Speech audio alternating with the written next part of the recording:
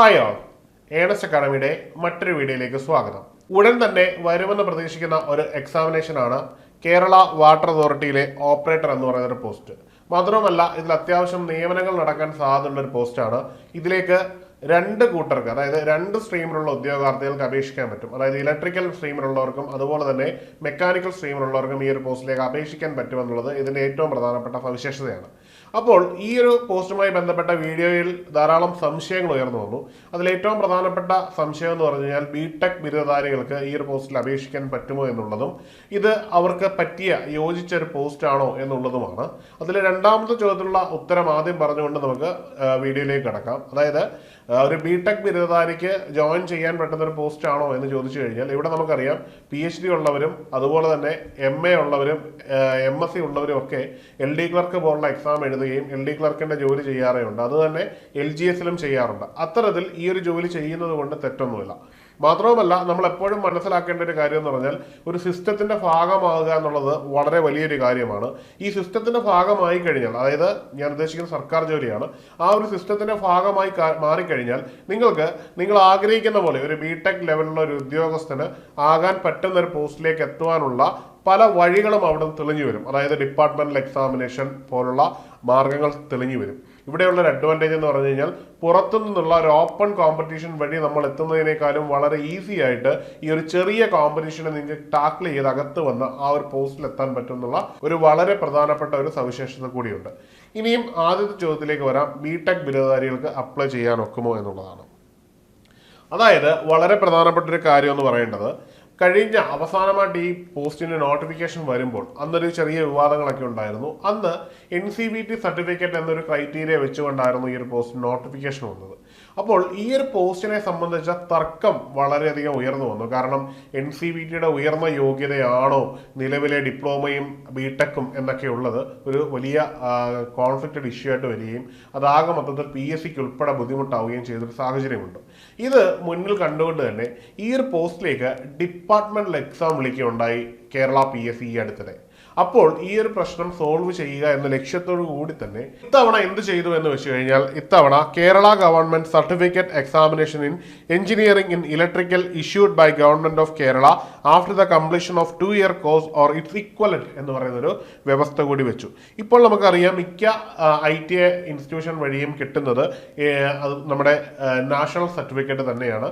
പക്ഷേ ഈ ഒരു റെഗുലേഷൻ അല്ലെങ്കിൽ ഈ ഒരു സംഗതി കൂടി ഇതിൽ ആഡ് ചെയ്യാനുള്ള കാരണം എന്ന് പറഞ്ഞു കഴിഞ്ഞാൽ, ഈ പറഞ്ഞ ഈ ഒരു യോഗ്യതയുടെ ഹയർ യോഗ്യതയായിട്ട് തന്നെ ഹയർ എഡ്യൂക്കേഷൻ ഡിപ്പാർട്ട്മെന്റ് അതുപോലെ തന്നെ ടെക്നിക്കൽ എഡ്യൂക്കേഷൻ ഡിപ്പാർട്ട്മെന്റ് ഒക്കെ ബിടെക്കിനെയും ഒപ്പം തന്നെ ഡിപ്ലോമയും അംഗീകരിച്ചിട്ടുണ്ട്.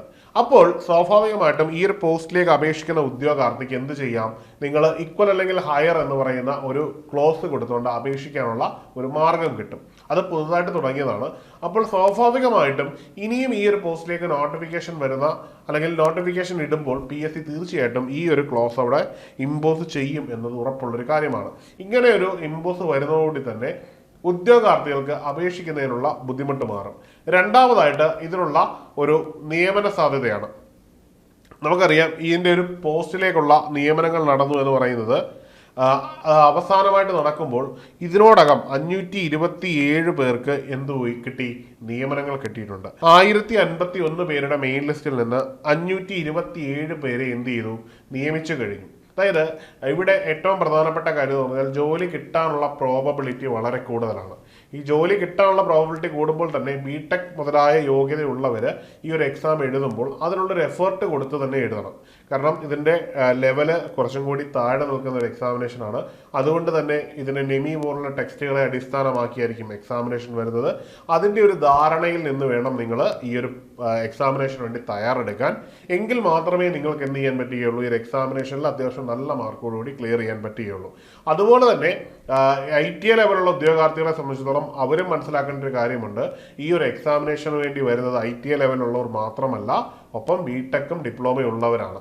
അപ്പോൾ നിങ്ങളും അതുപോലെ തന്നെ ഈ ഒരു വിഷയത്തിൽ നിങ്ങളുടെ ഒരു അടിസ്ഥാനമായിട്ടുള്ള ടെക്സ്റ്റിൽ ആഴത്തിൽ നിന്നുകൊണ്ട് തന്നെ വ്യക്തമായിട്ടുള്ളൊരു റെഗുലർ പ്രിപ്പറേഷൻ ഉണ്ടായിരിക്കണം. അതായത് തുടക്കം മുതൽ ഒടുക്കം വരെ, അതായത് എക്സാമിനേഷന്റെ തലേന്ന് വരെ ഒരേ എനർജി ലെവലിൽ നിങ്ങൾ പ്രിപ്പയർ ചെയ്യണം. എങ്കിൽ മാത്രമേ നിങ്ങൾക്കും ഒരു നല്ല റാങ്കിലെത്തി ഉടൻ തന്നെ നിയമനം കിട്ടുകയുള്ളൂ. ഇപ്പം നമുക്കറിയാം ഏതാണ്ട് 527 എന്നൊക്കെ പറയുന്ന റാങ്ക് ആണ്. അപ്പോൾ അവിടെ ജനറൽ കമ്മ്യൂണിറ്റിക്ക് വന്നിരിക്കുന്ന റാങ്ക് കുറച്ചും കൂടി പിന്നിലായിരിക്കും. നിങ്ങൾക്ക് ആ ഒരു റാങ്കിലാണ് വരുന്നതെങ്കിൽ പോലും നിങ്ങൾക്ക് ജോലി കിട്ടുമെന്നേ ഉള്ളൂ. പക്ഷെ കിട്ടുമ്പോഴേക്കും ഒത്തിരി സമയം കഴിഞ്ഞിരിക്കും. മാത്രവുമല്ല പ്രമോഷൻ പോലുള്ള സാഹചര്യങ്ങളിൽ നിങ്ങളെ വളരെയധികം അത് പിന്നോട്ടടിയുകയും ചെയ്യും. അതുകൊണ്ട് തന്നെ നമ്മൾ ഒരു സ്ഥിരതയുള്ള പ്രിപ്പറേഷൻ തുടക്കം മുതൽ ഒടുക്കം വരെ കണ്ടിന്യൂ ചെയ്താൽ അതിൻ്റെ ആത്യന്തികമായ ബെനിഫിറ്റ് നിങ്ങൾക്ക് തന്നെയാണ് കിട്ടുന്നത്. നിങ്ങൾക്ക് നല്ല മാർക്ക് നേടാനും ആ ഒരു റാങ്ക് ലിസ്റ്റിൽ ഉന്നതമായിട്ടുള്ളൊരു പൊസിഷനിൽ എത്താനും ആദ്യം തന്നെ അഡ്വൈസ് കിട്ടാനും ആദ്യത്തെ പ്രൊമോഷൻ ലിസ്റ്റിൽ ഉൾപ്പെട്ട് പോകുവാനുള്ളൊരു അവസരമുണ്ട്. ഇനിയും അന്ന് നടന്ന പരീക്ഷയുടെ കട്ട് ഓഫ് മാർക്ക് 44.67 ആയിരുന്നു. ഇനി ഇതിൻ്റെ മാക്സിമം മാർക്കായിട്ട് വന്നത് 82.33 മാർക്കായിരുന്നു റിട്ടൺ എക്സാമിനേഷനിൽ. അപ്പോൾ ഇത്രയും കാര്യങ്ങൾ നിങ്ങൾക്ക് ഏറെക്കുറെ മനസ്സിലായി കാണുമെന്ന് കരുതുന്നു. അതായത് ബിടെക് ബിരുദമുള്ള അല്ലെങ്കിൽ ഡിപ്ലോമ ബിരുദമുള്ളവർ ഈ ഒരു പരീക്ഷ എഴുതുമ്പോൾ ഓർക്കുക, നിങ്ങൾക്ക് എൻട്രി ലെവൽ, അതായത് ഒരു ഗവൺമെന്റ് സർവീസിലേക്ക് കേരള വാട്ടർ അതോറിറ്റി എന്ന് പറയുന്ന ഒരു സിസ്റ്റത്തിലേക്ക് കയറുവാനുള്ള ഒരു എളുപ്പമാർഗമാണ് ഇത്. സിസ്റ്റത്തിനകത്ത് കയറി കഴിഞ്ഞാൽ KSE-ബിലൊക്കെ ലഭിക്കുന്നത് പോലെ അല്ലെങ്കിൽ മറ്റ് ഡിപ്പാർട്ട്മെന്റിലൊക്കെ ലഭിക്കുന്നത് പോലെയുള്ള ഇൻ ഡിപ്പാർട്ട്മെന്റ് എക്സാമിനേഷൻ PSC തന്നെ കണ്ടക്ട് ചെയ്യുമെന്നുള്ളത് വളരെ പ്രധാനപ്പെട്ട കാര്യമാണ്. അത് എഴുതുമ്പോൾ നമുക്ക് മനസ്സിലാക്കാവുന്ന ഒരു കാര്യമാണ്, നിങ്ങളുടെ പ്രൊബേഷൻ വരെയുള്ള ടൈമേ ഉള്ളൂ. അത് കഴിഞ്ഞ് എഴുതുമ്പോൾ നിങ്ങൾക്ക് ഓപ്പൺ മാർക്കറ്റിലുള്ള ഉദ്യോഗാർത്ഥികളായിട്ട് മത്സരിക്കേണ്ട, ഡിപ്പാർട്ട്മെന്റിനകത്തുള്ളവരുമായിട്ട് മാത്രം മത്സരിച്ചാൽ മതിയാകും. ഇതൊക്കെ നിങ്ങൾക്ക് വളരെ അഡ്വാൻറ്റേജ് തരുന്ന കാര്യമാണ്. അത് ലക്ഷ്യം വെച്ച് തന്നെ നിങ്ങൾ ഇതിനെ സമീപിക്കുക. അതായത് ബിടെക്കാർക്ക് എഴുതുന്നതിനുണ്ടായിരുന്ന തടസ്സം നിലവിൽ കേരള PSC ഏറെക്കുറെ ഒഴിവാക്കിയിട്ടുണ്ട്. ഈ അവസാനം വന്ന ഡിപ്പാർട്ട്മെന്റൽ എക്സാമിനേഷനിൽ ഇത് അവർ പാലിച്ചിട്ടുണ്ട്. ഇനി വരുന്നതിലും അത് പാലിക്കും എന്ന് നമുക്ക് ഏറെക്കുറെ ഉറപ്പിക്കാവുന്നതാണ്. അപ്പോൾ തീർച്ചയായിട്ടും നിങ്ങൾ തയ്യാറെടുക്കുക. നിങ്ങളുടെ പഠനം നന്നായിട്ട് തന്നെ മുമ്പോട്ട് പോവുക. എക്സാമിനേഷന്റെ തസ്തിക വൈസ് ഒരു ഓപ്പറേറ്റർ ആണെങ്കിൽ പോലും അത്യാവശ്യം മത്സരം നടക്കുന്ന ഒരു എക്സാമിനേഷൻ ആണെന്നുള്ള ബോധ്യത്തിൽ തന്നെ ഇതിനെ അപ്രോച്ച് ചെയ്യുക. 2 കാര്യങ്ങളുണ്ട്. 2 സ്ട്രീമിലുള്ള, അതായത് ഇലക്ട്രിക്കൽ അതുപോലെ തന്നെ മെക്കാനിക്കൽ സ്ട്രീമിലുള്ളവർക്ക് അപേക്ഷിക്കാം എന്നത് വളരെ പ്രധാനപ്പെട്ട കാര്യമാണ്. എല്ലാവരും വ്യക്തമായി പഠിച്ചു തുടങ്ങുക. അതിനായിട്ട് ഏണസ്റ്റ് അക്കാഡമി നിങ്ങൾക്കായിട്ട് കേരള വാട്ടർ അതോറിറ്റി ഓപ്പറേറ്ററിന്റെ കോഴ്സുകൾ തുടങ്ങിക്കഴിഞ്ഞു. ഇത്രയും ടൈറ്റ് കോമ്പറ്റീഷൻ ഒരു മത്സരത്തിന് ഇപ്പോൾ തന്നെ നിങ്ങൾ പഠിച്ചു തുടങ്ങണം. പുതിയ PSCയുടെ പ്രവണത അനുസരിച്ച് നോട്ടിഫിക്കേഷനും എക്സാമിനേഷനും ഒക്കെ തമ്മിലുള്ള അധിക സമയമില്ല. ഏതാണ്ട് 4 മുതൽ 6 മാസത്തിനുള്ളിൽ തന്നെ എക്സാമിങ് എത്തും. ഇതിനുള്ളിൽ നിങ്ങൾക്ക് സിലബസ് മുഴുവൻ തീർത്ത് മുൻവർഷ ചോദ്യപേപ്പറുകൾ വർക്കൗട്ട് ചെയ്ത് കൃത്യമായി ചിട്ടയോടുകൂടി മുമ്പോട്ട് പോയാൽ നിങ്ങൾക്കും ഈ ഒരു ജോലി കരസ്ഥമാക്കാവുന്നതാണ്. ഈ രീതിയിൽ സിലബസ് അധിഷ്ഠിതമായി ക്വസ്റ്റ്യൻ പേപ്പറുകൾ വർക്കൗട്ട് ചെയ്ത് നല്ല റാങ്ക് കരസ്ഥമാക്കത്തക്ക രീതിയിൽ തന്നെയാണ് ഏണസ്റ്റ് അക്കാഡമി നിങ്ങൾക്കായിട്ട് ഈ കോഴ്സുകൾ ഓൺലൈനായി നൽകുന്നത്. ഒപ്പം ഫസ്റ്റ് ലൈഫ് മെന്റർഷിപ്പ് സപ്പോർട്ടും വാട്സാപ്പ് കമ്മ്യൂണിറ്റി തുടങ്ങിയ നിരവധി ഫീച്ചേഴ്സ് ഈ കോഴ്സിനുണ്ട്. ഈ കോഴ്സ് ജോയിൻ ചെയ്യുന്നതിനും കൂടുതൽ വിവരങ്ങൾക്കുമായി താഴെ നൽകിയിരിക്കുന്ന ഗൂഗിൾ ഫോം ഫില്ല് ചെയ്യാവുന്നതാണ്. അല്ലെന്നുണ്ടെങ്കിൽ ഈ നൽകിയിരിക്കുന്ന നമ്പറിൽ കോൺടാക്ട് ചെയ്യുന്നതാണ്. മറ്റൊരു വീഡിയോയിൽ കാണാം. Good bye.